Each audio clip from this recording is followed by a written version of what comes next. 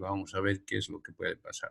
Hoy día vamos a ver un tema que se conoce como fiebre amarilla, ¿no? Es una patología importante debido a su carácter endémico que tiene y sobre todo afecta a todas aquellas regiones tropicales donde el clima, el grado de humedad existente en las zonas facilitan, benefician y son factores para su reproducción, ¿no? Sobre todo de aquellos vectores que van a provocar o van a transferir la enfermedad de lugares selváticos a áreas urbanas. Entonces, es una patología importante, es un requisito que se pide, por ejemplo, para la gente que va a viajar, para que vaya y visite algunos lugares donde es muy frecuente la presencia de estas patologías, ¿no? Si nos damos cuenta, por ejemplo, la gente que viene, sus compañeros que vienen de Brasil, como un requisito importante para hacer el viaje internacional es el carnet de vacunación contra la fiebre amarilla y otras. Y las personas que no están con esto, entonces les obligan a vacunarse en el momento. Pero también les indican que esa vacuna no es activa en el momento, sino va a pasar unos días hasta que pueda adquirir la inmunidad, aunque sea parcial para la patología. Y mientras tanto debe desarrollar otras actividades que pueden ser preventivas para no desarrollar la patología, ¿no? Entonces, por eso es que es importante esta enfermedad. Es una enfermedad que se conoce como fiebre amarilla. Y estamos hablando de una patología que está producida principalmente por un virus, ¿no? Un virus que tiene como un factor o un medio de transmisión a dos tipos de mosquitos. Uno selvático, que es el que podríamos decir obtiene los virus a partir de animales o mamíferos de la selva, y que luego estos transfieren los virus picando a personas que por alguna situación se introducen en la selva o están cerca de la selva o están de vacación o alguna actividad. Entonces, estos se convierten en portadores del virus que retornan a su lugar, a lugares urbanos donde están los mosquitos, los famosos Aedes aegypti, que también pican. Y al picar se convierten también en vectores de esta patología, ¿no? Entonces, tiene dos fases, es una fase selvática y una fase urbana. Y los mosquitos que facilitan en este tipo de zoonosis, porque es una zoonosis, es una transferencia de patologías de origen animal hacia las personas, ¿no? Muy importante porque por la facilidad que tiene, sobre todo, de convertirse en una epidemia en lugares donde la vigilancia epidemiológica o las actividades de prevención no son suficientes. Entonces, es importante por eso. Esta es una enfermedad transmisible, viral, es prevenible y es curable, ¿no? Pero que hasta la fecha no hemos podido controlar, no hemos podido disminuir, por eso está en la categoría 1 de las enfermedades infecciosas, ¿no? Existe, tiene tratamiento, existe medidas de prevención, pero que no la hemos podido controlar ni siquiera erradicar hasta la fecha. Controlar sí, pero el tema de la erradicación o eliminación está todavía bastante lejos. Por eso es importante. Entonces está causado por un virus del género Flavivirus y está transmitido principalmente por la Aedes aegypti en las áreas urbanas y el género Haemococcus, que es el que podríamos decir importa estos virus de la selva, de animales que viven en la selva, de la flora y sobre todo de la fauna selvática, y transfiere los virus a personas que por vacaciones o por algunas circunstancias se acerca al hábitat de estos. Y luego, al picar, también les transfieren estos virus. Estas personas ya con la presencia o con haber adquirido estos virus se trasladan a áreas urbanas donde son picados por mosquitos Aedes aegypti y estos transfieren ya a otras personas susceptibles que pueden provocar una epidemia importante si no se tomaran en cuenta las medidas de prevención en cada lugar. Entre los síntomas, lo primero que podemos decir son patologías de principio asintomáticas, no presentan sintomatología llamativa y que generalmente van a desarrollar un periodo de incubación de algunos días, mientras aumenta la carga viral, la sintomatología no se va a hacer presente. Después de este periodo, generalmente va a presentar la patología en dos fases. Una fase aguda, caracterizada por síntomas generales que enseguida lo vamos a ver, y también una fase tóxica, debido al aumento o la proliferación de los virus y la producción de toxinas que van a provocar los problemas en las personas que son afectadas o son portadoras del virus, ¿no? Entonces, en la fase aguda, por ejemplo, vamos a poder identificar los síntomas como son la fiebre, el dolor de cabeza, dolores musculares, sobre todo en particular en la espalda y las rodillas. Vamos a tener fotofobia, o sea, sensibilidad a la luz. Son personas que no van a soportar permanecer en lugares donde estén muy iluminados. Vamos a tener náuseas, vómitos, o en algunos casos ambos. Va a haber pérdida de apetito, malestar general, puede haber mareos, ojos y cara o lenguas de color rojo, debido a un principio, ¿no? Y que luego va a tornarse otro color. Y generalmente entre estos síntomas son los síntomas generales que van a presentar cuando la persona está en la fase aguda, en la fase de invasión al organismo. Entonces, es muy importante identificar esta sintomatología porque nos va a orientar en el diagnóstico de este tipo de enfermedad en las personas que presentan esta sintomatología.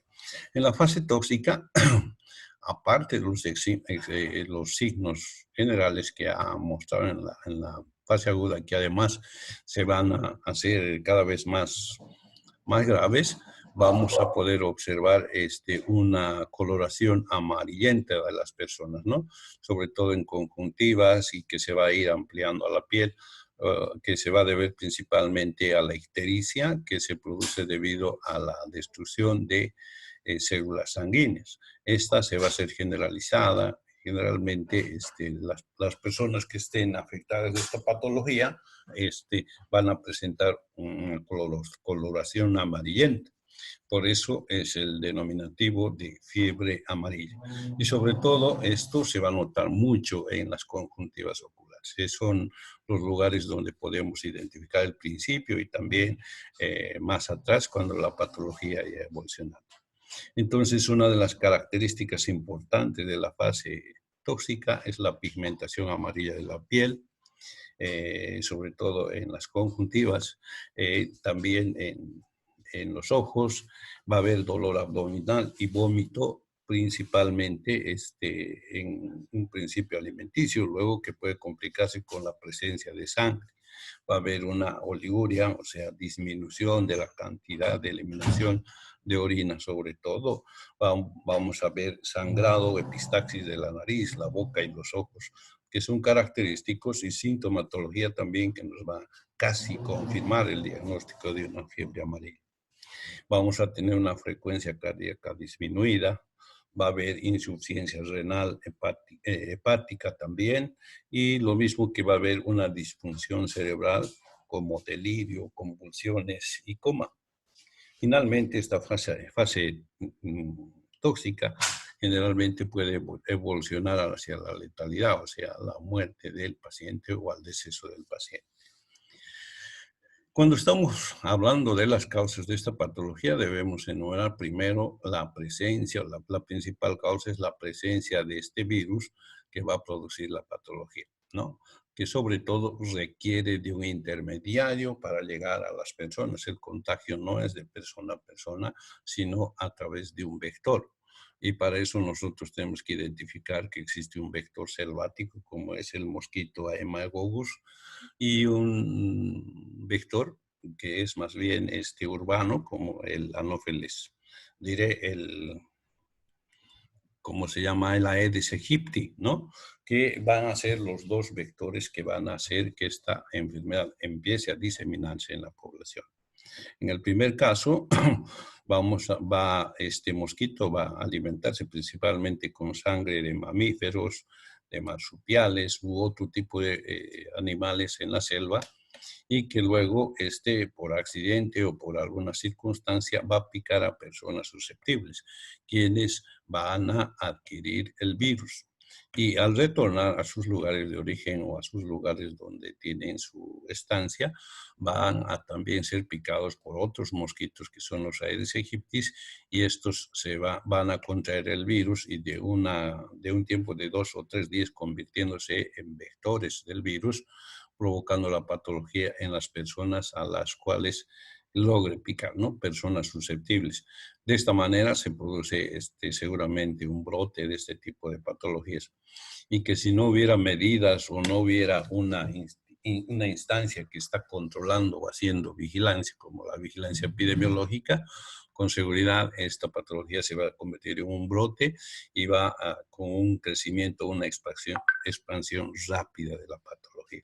Por eso es importante, digamos, el manejo de esta, ¿no? Respecto a la inmunidad, es una patología que sí tiene y se puede adquirir inmunidad artificial sobre todo, ¿no? En personas que van a recurrir al uso de esta vacuna, que generalmente lo hacen cuando tienen necesidad de viajar a un lugar donde este tipo de patologías existe frecuentemente, o en cambio, cuando va a ir y va a visitar lugares donde la patología tiene una incidencia más o menos elevada. Entonces sí se recomienda el uso de esta vacuna. Lo ideal es que se vacune unas semanas antes del viaje, o en último caso mínimamente tiene que haber unos 10 días antes de desarrollar el viaje. Por supuesto que en esta última tiene que haber las recomendaciones de complementar el tema de prevención con el uso de repelentes o el uso de ropaje para dormir o mosquiteros, porque no nos olvidemos, la vacuna va a requerir de un tiempo para activarse antes de producir inmunidad en el paciente. Entonces, sí es prevenible, existe una vacuna para prevenir la patología. El diagnóstico, como sabemos, el diagnóstico clínico, según la presencia de la sintomatología, puede a veces complicarse un poco debido a que existen otras patologías virales también que presentan la misma sintomatología, ¿no? Como la malaria, la fiebre, el dengue y otras fiebres hemorrágicas provocadas por otro tipo de virus, como el virus machupo, el virus chapare, y todos ese tipo de virus que también producen patologías muy similares en esta sintomatología. Entonces, generalmente, para diagnosticar la enfermedad es necesario que el médico tenga los antecedentes de que si la persona ha estado en algún lugar endémico para la patología. Este hecho, más la presencia de signos generales como las que hemos citado, además la presencia de la ictericia, nos va a orientar a un diagnóstico clínico de esta patología, ¿no? Pero el diagnóstico definitivo se hace generalmente a través de exámenes de sangre, ¿no?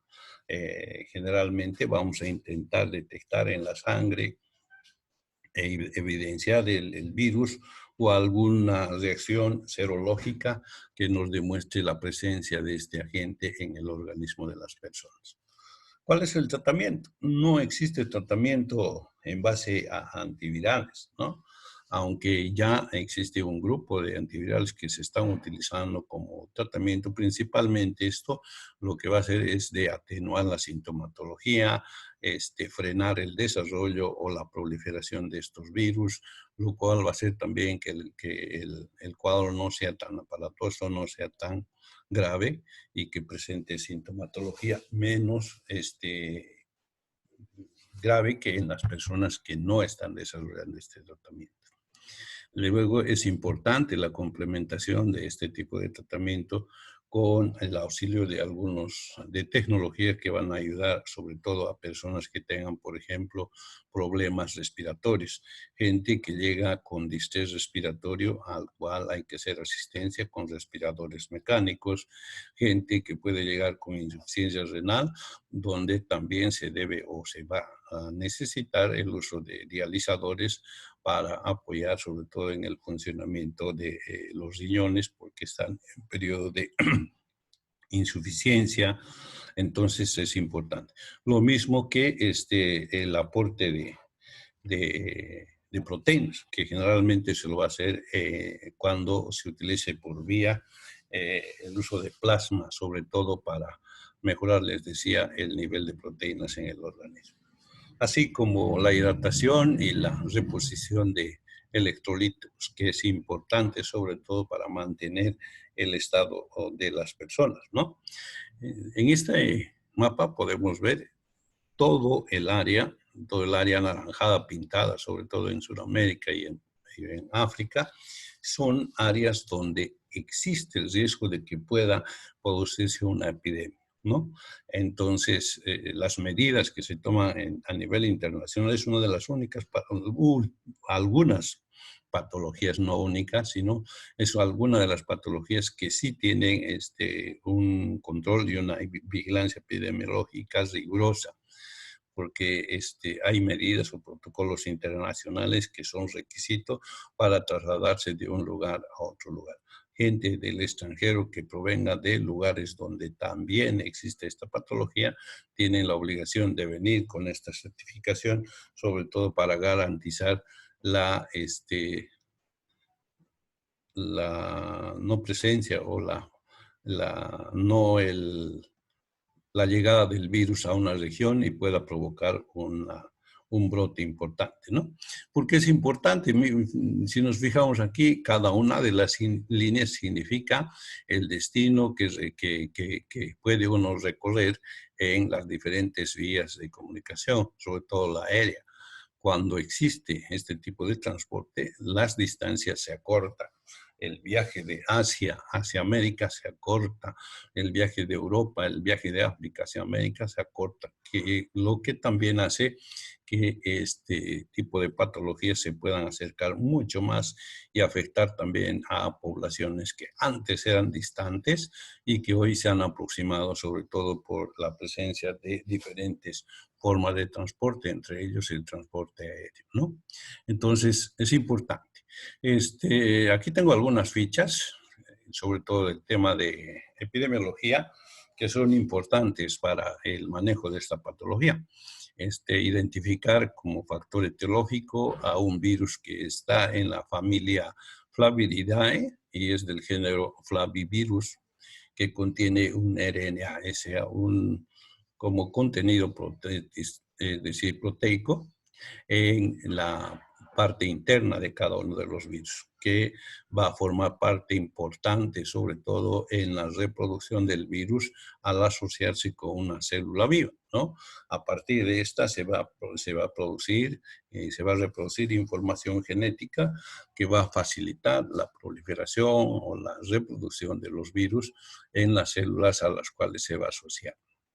El modo de transmisión, ya hemos dicho, es sobre todo con el uso de un intermediario, un vector, que en este caso es un insecto, podríamos decir dos, uno que actúa a nivel selvático y el otro que actúa a nivel de las poblaciones urbanas.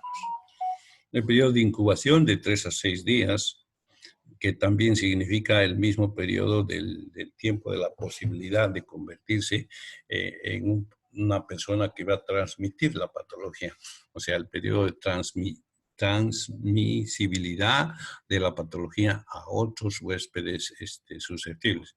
Es decir, desde el momento en que ha sido picado hasta el 6º día son pacientes que están o tienen circulando en el sistema circulatorio virus y que al ser absorbidos por los mosquitos, esto se convierte en vectores de la patología y al picar a personas susceptibles están transmitiendo el virus que va a provocar la patología en la persona que ha recibido el piquete, ¿no?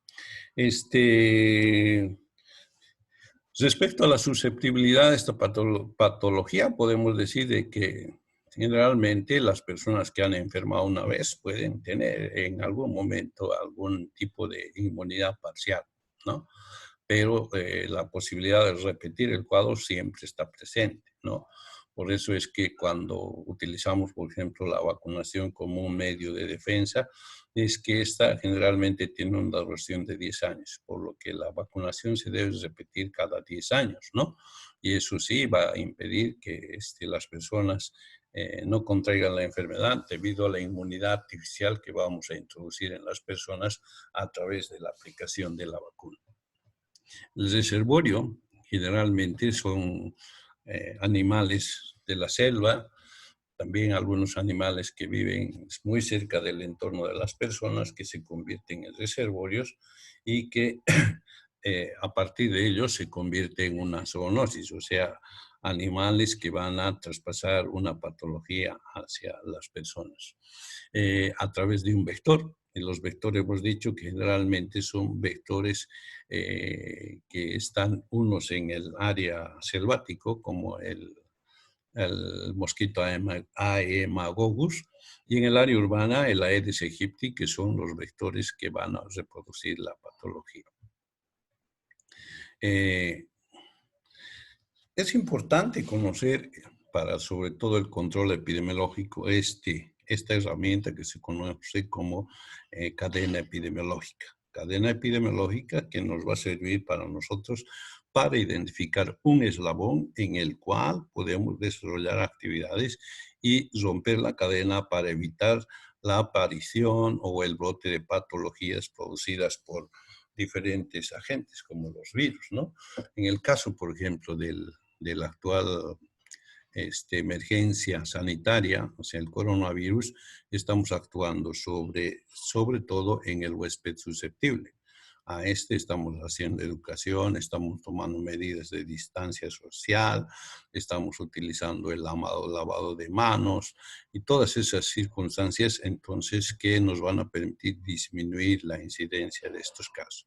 En el caso de la fiebre amarilla, una de las medidas preventivas, sobre todo, está sobre el medio de transmisión. La eliminación de los mosquitos que van a ser portadores del virus a personas susceptibles va a hacer también que la incidencia de estos casos o de estas patologías bajen y sean menos que cuando existe una cantidad. Entonces, por eso es importante esta cadena, que se conoce como cadena epidemiológica, porque nos permite identificar el lugar donde nosotros podemos actuar con medidas de prevención para disminuir la incidencia de este tipo de patologías. Existen también varios lugares que se han clasificado por el número de casos que se presentan o por la permanencia de las patologías en diferentes lugares, que la Organización Mundial de la Salud las ha clasificado y las ha recomendado el tema de la inmunización. La zona 1, zona 1, o sea, aquellas zonas donde permanentemente existen casos de fiebre amarilla, entonces recomienda principalmente que debería haber una vacunación permanente de las personas, lo cual va a disminuir la incidencia o la presencia de esta patología. La zona 2, que son zonas transicionales, o sea, zonas que están en el intermedio entre los valles o el trópico y sobre todo en áreas frígidas. En estas áreas que también va a haber la presentación de casos esporádicos, es importante también la vacunación. La Organización Mundial de la Salud nos indica que la vacunación también debe de realizarse. Y en aquellas zonas donde hay bajo potencial de exposición, también se indica que la vacunación solo se podrá realizar siempre y cuando haya la presencia de este tipo de casos, ¿no? Si no hay, entonces no es recomendable. Y finalmente, en las donde no hay riesgo, entonces no hay necesidad de realizar la vacunación o la inmunización de las personas. En Sudamérica, en este mapa podemos identificar todo el área en la que hay el riesgo de reproducir la patología. Es posible que, por ejemplo, si se dan cuenta, Bolivia, una gran parte de Bolivia, sobre todo en la parte de los llanos y el oriente o el trópico, es un área donde sí se puede producir una epidemia de este tipo.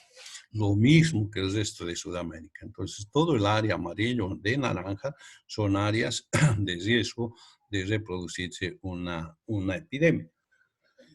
Más bien, o por lo menos en todos estos países existe un departamento que se encarga de hacer este control. Los convenios y acuerdos internacionales tienen como requisito que las personas que van a hacer intercambios por diferentes motivos también deben llevar como requisito haberse vacunado contra la patología. Esto hace de que haya un control y que el tema de las grandes epidemias que afectan a una cantidad de población estén dentro de los parámetros normales con esporádicos casos que se presentan y que apenas se presentan también estas instituciones son las encargadas de silenciar un brote epidémico con las actividades de prevención que existen para esto. Hay que anotar también en el tema de la fiebre amarilla que en epidemiología se utiliza la terminología de clasificación de casos, ¿no? Por ejemplo, el caso probable de la fiebre amarilla que se refiere a toda persona de cualquier edad procedente de zona endémica de fiebre amarilla que presenta fiebre de inicio agudo seguido por ictericia, o sea, personas con fiebre y ictéricos generalmente son casos sospechosos, siempre y cuando acompañe alguno de los dos criterios que están en la parte inferior. Uno, sangrado de mucosa nasal y de encías o sangrado digestivo alto. La presencia de hematemesis o melenas, que es parte del criterio para definir el caso probable de fiebre amarilla.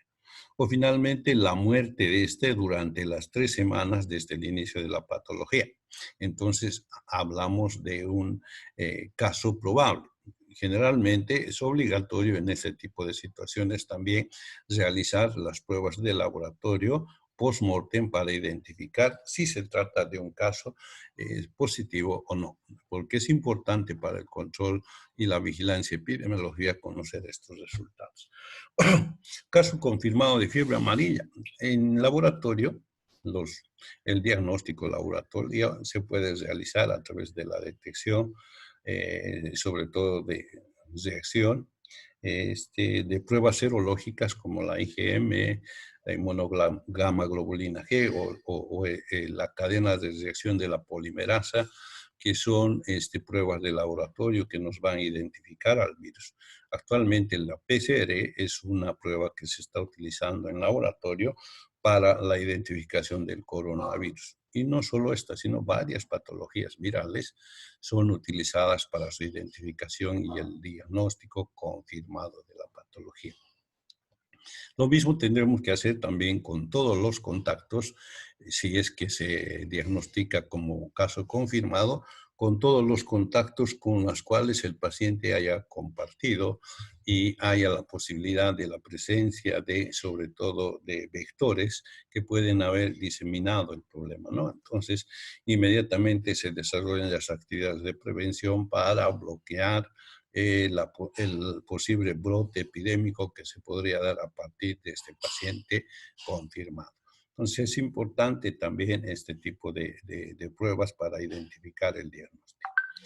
El caso descartado son los pacientes que no presentan o si presentan sintomatología general, pero que laboratorialmente no presentan positividad. Entonces, estos sí son conocidos como casos descartados de la fiebre amarilla. Los casos sospechosos de fiebre amarilla son todos aquellos de inicio agudo y precedente además de un lugar donde existe endémicamente esta patología. Este hecho nos hace que todo paciente que está llegando de un medio o de un área donde esta patología es endémica, debemos nosotros anotar como un caso sospechoso de fiebre amarilla. y algunos casos que están asociados a la vacuna con complicación. Se debe principalmente al hecho de que algunas son sensibles ya sea a la vacuna o a partes de la vacuna que van a provocar alguna sintomatología que podría confundir con el tema de la fiebre amarilla. Entonces, es bueno identificar este tipo de situaciones para desechar estos casos como casos confirmados. En el tema de la situación actual de esta patología, lo que podemos decir que Argentina, Bolivia, Brasil, Colombia, Ecuador, Paraguay, Perú y Venezuela, todo el área anaranjada de los mapas es un área donde existen estos casos, ¿no? Pero las medidas de control epidemiológico, sobre todo, hacen de que estas no se produzcan brotes importantes de esta patología. Y si hay uno, inmediatamente se movilizan para poder aplacar o bloquear y evitar la diseminación de este tipo de patologías. También existe una vacuna, ya hemos dicho, una vacuna que es obligatorio que las personas viajeras deben haberse vacunado, para lo que tienen que utilizar el carnet oficial de la vacuna, que es requisito para hacer viajes largos, sobre todo. Y las personas que no tengan, entonces se los vacuna más la recomendación de que estos sí pueden todavía cuidarse unos días debido a que la vacuna se va a activar recién en algunos días más después de su aplicación. Entonces, existe la vacuna, es una vacuna que se puede entregar, está en el Programa Nacional de Salud sobre todo, y la aplicación se hace cada 10 días. También en el tema de la patología, la Organización Mundial de la Salud, sobre todo, antepone a todas las situaciones una recomendación que es la de detectar, confirmar y tratar adecuadamente y oportunamente a los casos de fiebre amarilla por el riesgo de que ésta se pueda convertir en un problema serio si es que este brote o esta aparición de esta patología no se controla. ¿Cuáles son las situaciones en las cuales esta patología puede surgir? Uno, la presencia de un portador del virus en un lugar donde los factores son coadyuvantes para que se desarrolle la patología, o sea, un lugar con temperaturas altas, un porcentaje de humedad bastante adecuado para el desarrollo de los vectores, la presencia de los vectores, lugares donde existe mucha vegetación que van a facilitar la proliferación de esta patología o el avance de una epidemia, ¿no?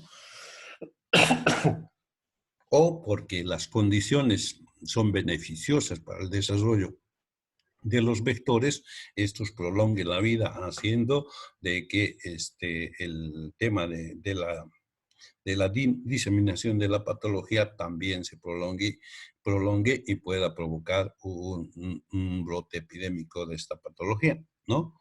O también, sobre todo, la presencia o la coincidencia en la que una persona pueda contraer una enfermedad y que haya otras que también en el lugar son los que puedan producir otro tipo de patologías. Bien, ¿alguna pregunta hasta aquí?